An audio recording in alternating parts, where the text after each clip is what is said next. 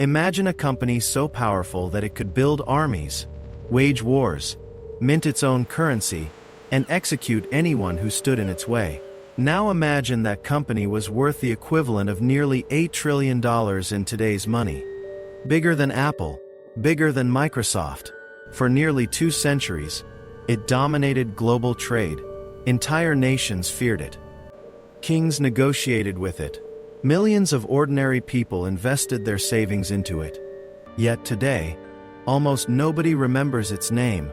This was the Dutch East India Company, better known as the VOC, the world's first true multinational corporation, the first publicly traded mega company, and arguably the first corporation to discover that enormous profits could be built on violence, monopoly, and human suffering.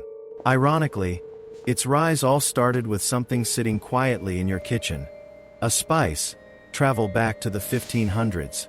European food wasn't exactly famous for excitement. Meals consisted mostly of bread, salted meat. Flavor was a luxury. Then crusaders, merchants, and explorers returned from the Middle East carrying something extraordinary: pepper, cloves, cinnamon, nutmeg.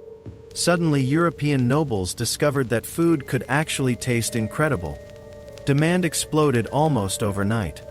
Spices weren't simply ingredients. They became luxury goods. Status symbols. Owning exotic spices became the 16th century equivalent of owning a private jet today. The wealthiest families competed to display them at lavish banquets. The richer you were, the more spices appeared on your table. But Europe faced a major problem. The famous Silk Road was controlled by Venice and the Ottoman Empire. Every shipment passed through countless middlemen. Every merchant increased the price. By the time spices reached Europe, they were worth fortunes. Nutmeg became so valuable that a handful could buy livestock. A sack could change someone's life. Whenever prices become ridiculous, someone eventually tries to eliminate the middleman. That is exactly what Europe decided to do. Portugal became the first European kingdom to discover a sea route around Africa into Asia. Instead of buying spices from merchants, they collected them directly from the source. Their ships returned overflowing with pepper, cloves, cinnamon, and nutmeg. Profits were enormous. For decades, the Dutch happily purchased spices from Portuguese traders. Everyone benefited, until politics ruined everything. In 1580, Spain conquered Portugal, unfortunately for the Dutch. Spain was already fighting them during the 80 Years' War. Spain immediately blocked Dutch merchants from buying Portuguese spices. Overnight, Amsterdam lost access to the most profitable trade in Europe. Dutch merchants now faced 2 choices: accept defeat, or sail to Asia themselves. They chose the harder option. In 1595, Cornelis de Houtman convinced wealthy investors that he could reach the legendary Spice Islands. His confidence impressed everyone. His preparation did not. His maps were unreliable. His crew lacked experience. Few sailors understood what waited beyond Africa. Within weeks, the expedition became a disaster. Scurvy spread across the ships. Men lost teeth. Others went blind. Disease, starvation, and exhaustion devastated the crew. Months later, the surviving ships finally reached Java in modern-day Indonesia. Instead of building friendships, de Houtman offended nearly every local ruler he encountered. Trade negotiations collapsed. Diplomatic relationships disappeared. His behavior became so infamous that he eventually found himself imprisoned by local authorities. When the fleet finally limped back to Amsterdam, only 87 of the original 249 sailors remained alive. Financially, the voyage barely broke even, but strategically, it changed history forever. Around 14,000 people lived there. Afterward, barely 1,000 remained. Ironically, the Dutch had created another problem. Most of the people who actually knew how to grow nutmeg were now dead, so the VOC imported enslaved workers from other regions. The Banda Islands became massive plantation colonies controlled entirely by the company. Now there was no competition. The VOC dictated prices. Nutmeg purchased for almost nothing in Asia sold for extraordinary profits in Europe. Back in Amsterdam, shareholders celebrated record dividends. Few asked how those profits had been achieved. By the 1630s, the VOC no longer behaved like a trading company. It behaved like an empire. Its headquarters in Batavia, modern-day Jakarta, controlled strategic ports across Asia. Rather than owning every market, the VOC controlled the gateways between them. Every merchant passed through Dutch checkpoints. Every ship paid Dutch fees. Even more impressive was the company's Asian trading network.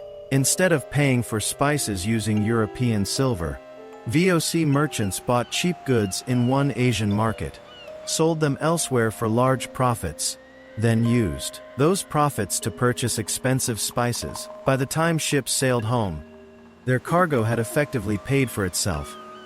The business model was brilliant. At its height, the VOC operated 150 merchant ships, 40 warships, over 50,000 employees, and 10,000 private soldiers.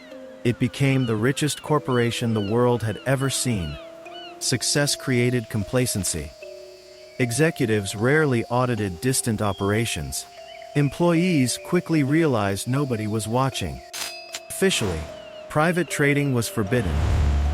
Unofficially, everyone ignored the rules. Captains filled ships with personal cargo. Officials accepted bribes. Governors enriched themselves. The company attempted reforms. Nothing changed. Meanwhile, wars became expensive. Administrative costs exploded. Competition increased. Yet shareholders still demanded enormous dividends. Instead of reducing payments, the company borrowed money.